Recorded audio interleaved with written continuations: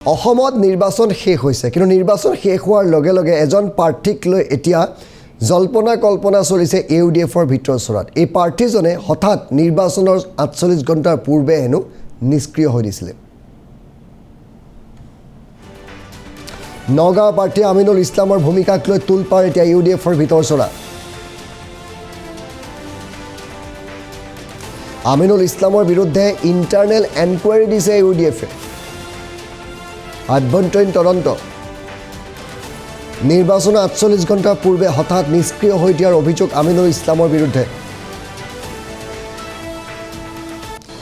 আজমলে আৰ্থিক সাহায্য দিয়াৰ পাছতো মনে মনে বহি থকাৰ অভিযোগ আমিনুল ইছলামৰ বিৰুদ্ধে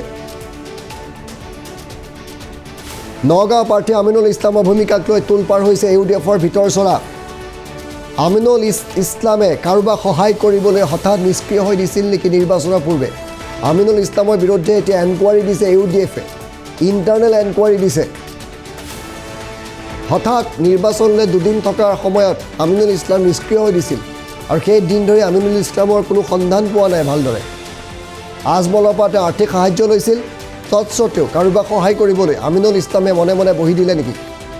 আৰু এই নিউজটো আমি NB নিউজে ব্ৰেক কৰিছোঁ অধিক জানিবলৈ আমি সংযোগ স্থাপন কৰিছোঁ জ্যেষ্ঠ সাংবাদিক হিমাংশু চহৰীয়াৰ সৈতে হিমাংশু চহৰীয়া আপোনাৰ কাষলৈ আহিছোঁ এটা ডাঙৰ ৰাজনৈতিক খবৰ বিশেষকৈ ইউডিএফৰ তুলপাৰ লাগিছে এতিয়া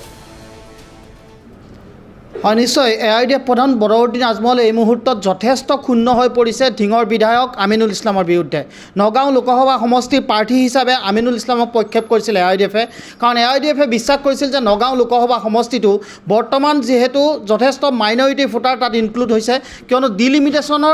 ডিলিমিটেশ্যনৰ আগতে 2019 চনত দেখা গৈছিলে যে নগাঁও লোকসভা সমষ্টিটোত ভোটৰ হাৰটো আছিলে হিন্দুৰ সংখ্যা আছিলে 60% মুছলিম ভোটাৰৰ সংখ্যা আছিলে 40% আৰু তাৰপিছত যেতিয়া হৈছিলে দেখা গৈছিলে 51% হৈছিলে মুছলিম ভোটাৰ আৰু বাকী 49% আছিলে হিন্দু ভোটাৰ আৰু সেইবাবেই নগাঁও লোকসভা সমষ্টিটোক লৈ খুবেই আশাবাদী আছিলে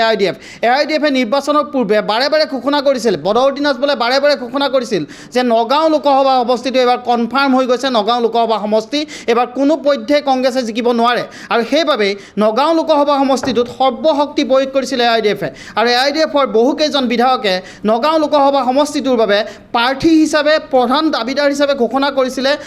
ধিঙৰ বিধায়ক আমিনুল ইছলামৰ নাম কিয়নো সমষ্টি পুনৰ নিৰ্ধাৰণৰ পিছতেই ধিং বিধানসভা সমষ্টিটো অন্তৰ্ভুক্ত হৈছিলে নগাঁও লোকসভা সমষ্টিৰ আৰু নগাঁও লোকসভা সমষ্টিটো যেতিয়াই এনেধৰণে মুছলিম ভোটাৰৰ পেটাৰ্ণটো বাঢ়ি গৈছিলে তাৰে পিছতেই AIDFৰ ফালৰ পৰা চিন্তা চৰ্চা কৰা হৈছিলে এই সমষ্টিটো কংগ্ৰেছৰ হাতৰ পৰা দখললৈ অনাৰ বাবে আৰু সেইবাবেই ধিঙৰ বিধায়কগৰাকীক এই দায়িত্ব দিয়া হৈছিলে আৰু আমিনুল ইছলামক প্ৰাৰ্থিত্ব প্ৰদান কৰা হৈছিলে কিন্তু দেখা গৈছিলে লোকসভা নিৰ্বাচনৰ প্ৰাক মুহূৰ্তত যথেষ্ট তৎপৰ হৈছিলে AIDFৰ সকলো নেতা কৰ্মী দলীয় নেতা প্ৰধানকৈ AIDF প্ৰধান বদৰুদ্দিন আজমলেও তালৈকে হেলিকপ্টাৰ লৈ গৈছিলে প্ৰচাৰৰ বাবে আনকি কৰিমগঞ্জত মিটিঙত ব্যস্ত থকাৰ পিছত আজমলে কৰিমগঞ্জত সভাত ব্যস্ত আছিলে সেই সময়ত সেই সভাত ব্যস্ত আছিলে বিধায়ক কৰিমুদ্দিন বৰভূঞাও আছিলে আশ্ৰাফুল হুছেইন আছিলে আমিনুল ইছলাম মানকাছৰৰ বিধায়ক তেওঁ আছিলে সভাত আৰু তাৰে পিছত আলোচনা হৈছিলে কৰিমগঞ্জত আলোচনা হৈছিলে যে নগাঁও লোকসভা সিটটো কোনো পধ্যেই কংগ্ৰেছক দিয়া নহ'ব গতিকে নগাঁও লোকসভা সিটটো সৰ্বশক্তি প্ৰয়োগ কৰা হ'ব লাগিলে আৰ্থিক সাহায্য দিয়া হ'ব আৰু সেইবাবে নগাঁও লোকসভা সিটটোত নিৰ্বাচনৰ পূৰ্বে দুদিন পূৰ্বে নগাঁও লোকসভাত যাতে আৰ্থিকভাৱে আমিনুল ইছলামৰ কোনো ধৰণৰ অসুবিধা নহয় বা দলীয় কৰ্মীসকলক যিসকল দলীয় কৰ্মীয়ে নিৰ্বাচনৰ সময়ত AIDFৰ বাবে লাগি আছে তেওঁলোকক যাতে আৰ্থিকভাৱে কোনো ধৰণৰ তেওঁলোকৰ অসুবিধা নহয় দলীয় কাম কাজ চলাই নিবলৈ তাৰ বাবে এটা আৰ্থিক সাহায্য দিয়া হৈছিলে আৰু আমি যিমান দূৰ খবৰ পাইছোঁ যিমান দূৰ আমি ভিতৰুৱা খবৰ লাভ কৰিছোঁ 1 কোটি টকা দিয়া হৈছিলে আমিনুল ইছলামক 1 কোটি টকা দিয়া হৈছিলে মই পুনৰবাৰ কৈছোঁ 1 কোটি টকা দিয়া হৈছিলে আমিনুল ইছলামক নিৰ্বাচনৰ দুদিন পূৰ্বে 1 কোটি টকা দিয়া হৈছিল বুলি আমি খবৰ লাভ কৰিছোঁ আৰু সেই 1 কোটি টকা লোৱাৰ পিছত আমিনুল ইছলামক কোৱা হৈছিলে যে নগাঁও লোকসভা সমষ্টিটো জিকিব লাগিব গতিকে এই টকা তাৰ বাবে ব্যৱহাৰ কৰা হওক কিন্তু তাৎপৰ্যপূৰ্ণভাৱে দেখা গ'ল নিৰ্বাচনৰ প্ৰচাৰত ব্যস্ত থকা আমিনুল ইছলামে লাহে লাহে স্থিমিত হৈ গ'ল আৰু প্ৰচাৰৰ পৰা ক্ৰমান্বয়ে তেওঁ আঁতৰি থাকিবলৈ ধৰিলে আৰু এই বিষয়টো কিন্তু দৃষ্টিগোচৰ হোৱা নাছিল সেই সময়ত কিয়নো ধুবুৰী লোকসভা সমষ্টিৰ বাবে নিজেই ব্যস্ত আছিলে এআইডিএফ প্ৰধান বদৰুদ্দিন আজমল, কাৰণ তেওঁৰ বিৰুদ্ধে যিহেতু ৰকিবুল হুছেইন থিয় হৈছে, গতিকে তেওঁৰ বিৰুদ্ধেও প্ৰবল প্ৰত্যাহ্বান আহিছে, গতিকে সকলোৱে তাত জঁপিয়াই পৰি আছিলে। আৰু সেই সময়ত কিন্তু আমিনুল ইছলামে দেখা গৈছিল যথেষ্ট নিষ্ক্ৰিয় হৈ গৈছিলে। আৰু যেতিয়াই নিৰ্বাচনৰ ভোটদান পৰ্ব শেষ হ'ল, তাৰপিছত দেখা গ'ল যে গোটেই যেতিয়া অংক কৰা হ'ল, কাৰণ এই নগাঁও লোকসভা ছিটটো এআইডিএফে অংক কৰিছিলে যে 1.5 লাখ ভোটত প্ৰায় তেওঁলোকে অগ্ৰগতি লাভ কৰিব, নগাঁও লোকসভা ছিটটো তেওঁলোকে দখল কৰিব। কিয়নো নগাঁও লোকসভা ছিটটোত 3টাকৈ নতুনকৈ বিধানসভা সমষ্টি যি 3টা অন্তৰ্ভুক্ত হৈছে, সেই 3টা সমষ্টিতে সংখ্যালঘু প্ৰধান, আৰু সেই 3টা সমষ্টিয়েই এআইডিএফে ভাবিছিলে যে তেওঁলোকৰ ভোট বেংক আছে, আৰু তাৰে যিহেতু স্থানীয় বিধায়ক ধিঙৰ আমিনুল ইছলাম আছেই, গতিকে এনেধৰণৰ অংক কৰিছিলে। কিন্তু যেতিয়াই নিৰ্বাচন শেষ হ'ল, নগাঁও লোকসভা সমষ্টিটোৰ যেতিয়াই নিৰ্বাচন শেষ হ'ল 4 তাৰিখে, তাৰে পিছত তেওঁলোকে দেখিলে যে নগাঁও লোকসভা ছিটটো যেনেধৰণে ভাবিছিলে তেনেধৰণে নহ'ল, কিয়নো আমিনুল ইছলামে যথেষ্ট নিষ্ক্ৰিয় হৈ দিয়া বুলি দলীয় কৰ্মীৰ পৰাই হওক বা তেওঁলোকে গ্ৰাউণ্ডৰ পৰাই এটা ৰিপৰ্ট লাভ কৰিলে। আৰু তাৰপিছতে এআইডিএফ প্ৰধান বদৰুদ্দিন আজমল যথেষ্ট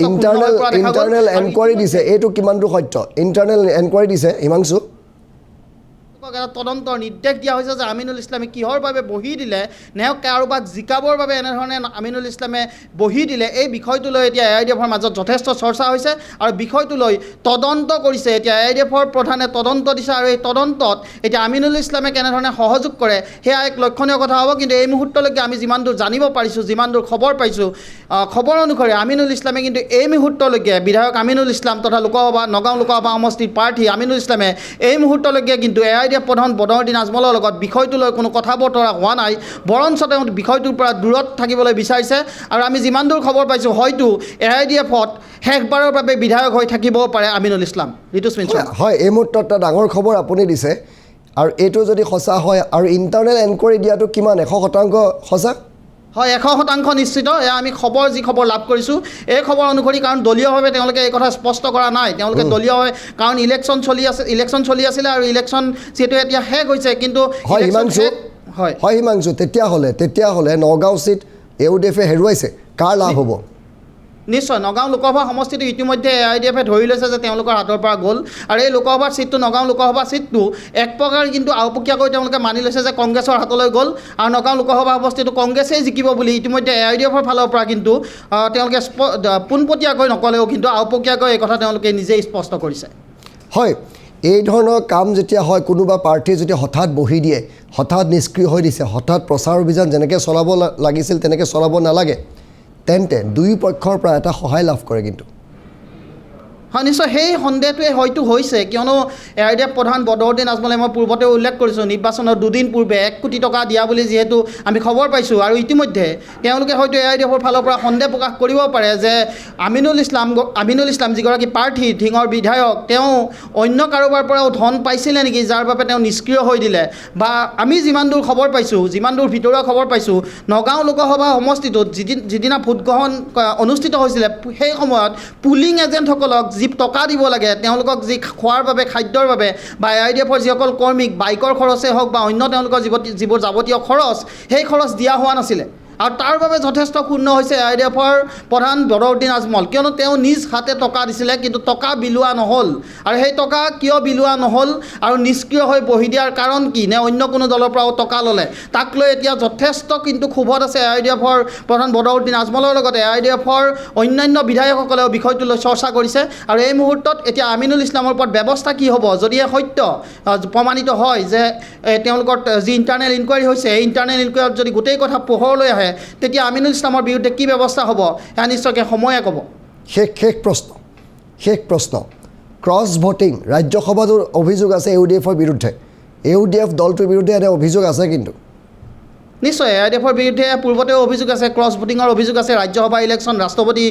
ইলেকশ্যনৰ সময়ত এই অভিযোগ উঠিছিলে। আৰু প্ৰধানকৈ এআইডিএফৰ গোটেইকেইজন বিধায়কক গোটেইকেইজন বিধায়ক বুলি নকওঁ, প্ৰধানকৈ 3-4জন বিধায়কৰ বিৰুদ্ধে বিশেষভাৱে বাৰে বাৰে অভিযোগ উঠি আছে, আৰু তাৰে ভিতৰত এজন কিন্তু আমিনুল ইছলাম। ৰাজ্যসভাৰ ভোটৰ ক্ষেত্ৰতে হওক বা ৰাষ্ট্ৰপতি ইলেকশ্যনৰ সময়তে হওক, আমিনুল ইছলামৰ বিৰুদ্ধে কিন্তু প্ৰতিবাৰে এনেধৰণৰ অভিযোগ আহে। অন্য বিধায়কসকলৰ বিৰুদ্ধে আহিলেও নাহিলেও আমিনুল ইছলামৰ বিৰুদ্ধে আহে। গতিকে এইবাৰো যদি তেনেধৰণৰ ঘটনা সঁচাকৈ সংঘটিত সংঘটিত হৈছে, যেনেধৰণে সন্দেহ কৰিছে AIDF দলে, আৰু দলে যিহেতু সন্দেহ কৰিছে ভিতৰুৱা যে কিবা এটা আছে সেই কথা নিশ্চিত, কিয়নো নগাঁও লোকসভা সমষ্টিৰ কিন্তু সাধাৰণ জনতাই কৈছে AIDFে যেনেধৰণে লাগি আছিল পূৰ্বতে, AIDFে কৈছিলে যে এইবাৰ সংখ্যালঘুৰ এজন নেতা তেওঁলোকৰ সাংসদ হিচাপে পঠাবৰ বাবে তেওঁলোকে আমিনুল ইছলামক প্ৰক্ষেপ কৰিছে। এই যি তেওঁলোকে ৰণনীতি লৈ আগুৱাইছিলে, এই ৰণনীতি কিন্তু শেষ মুহূৰ্তত ধূলিসাৎ হৈ গ'ল, একমাত্ৰ আমিনুল ইছলামে নিষ্ক্ৰিয় হৈ দিলে। নিষ্ক্ৰিয় কিয় হ'ল, আমিনুল ইছলামে নিষ্ক্ৰিয় কিয় হ'ল তাক লৈ এতিয়া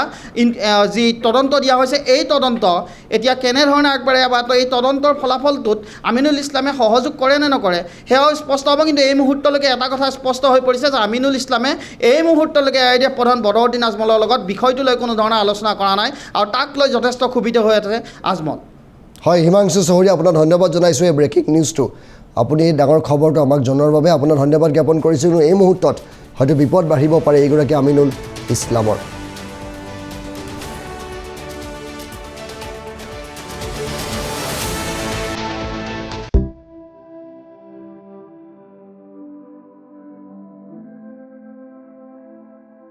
NB নিউজ, সহজ সৰল ভাষাত